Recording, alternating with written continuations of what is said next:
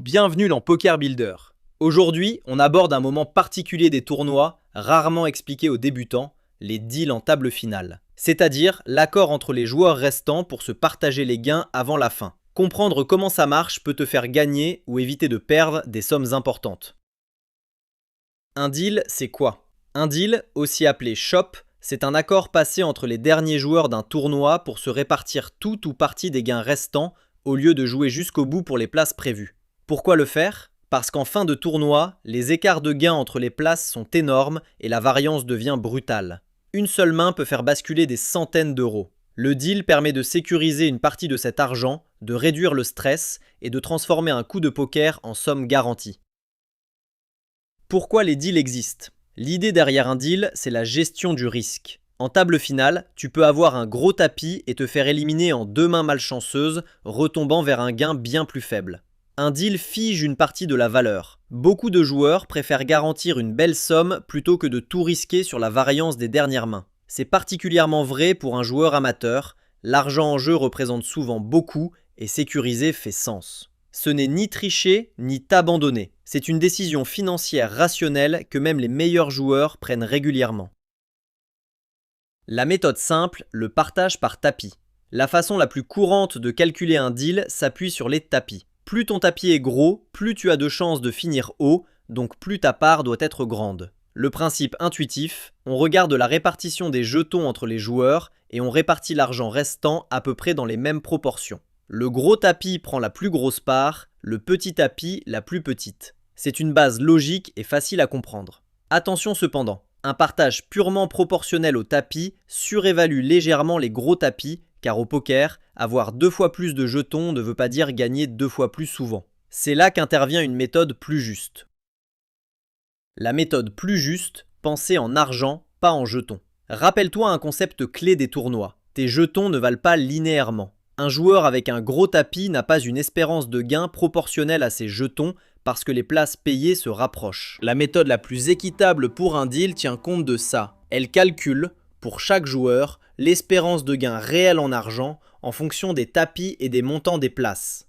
Résultat, les petits tapis obtiennent un peu plus et les gros tapis un peu moins que le simple partage proportionnel. Tu n'as pas besoin de faire ce calcul à la main. La plupart des salles en ligne proposent un outil de deal automatique qui applique exactement cette logique. L'essentiel, c'est de comprendre le principe pour savoir si l'accord proposé est raisonnable. 5. Les règles de bon sens avant d'accepter. Avant de dire oui à un deal, garde en tête quelques réflexes simples. D'abord, connais ta position. Si tu es le gros tapis dominant et un excellent joueur, tu as parfois intérêt à refuser le deal et à jouer car ton avantage est réel. A l'inverse, si tu es le petit tapis, sécuriser est souvent malin.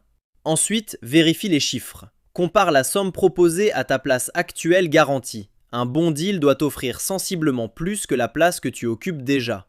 Enfin, ne cède pas à la pression. Personne ne peut t'obliger à accepter. Si l'accord ne te convient pas, tu as parfaitement le droit de continuer à jouer. Exemple concret. Vous êtes 3 joueurs en table finale d'un tournoi en ligne. Toi, tu as le tapis le plus court. Les gains restants sont très étalés. La première place rapporte beaucoup plus que la troisième. Un deal proportionnel au tapis est proposé. Comme tu es le petit tapis, il te garantit une somme confortable, nettement supérieure à la troisième place, sans avoir à risquer une élimination sur une seule main malchanceuse. Ici, accepter est une excellente décision. Tu transformes une position fragile en gain solide et sécurisé.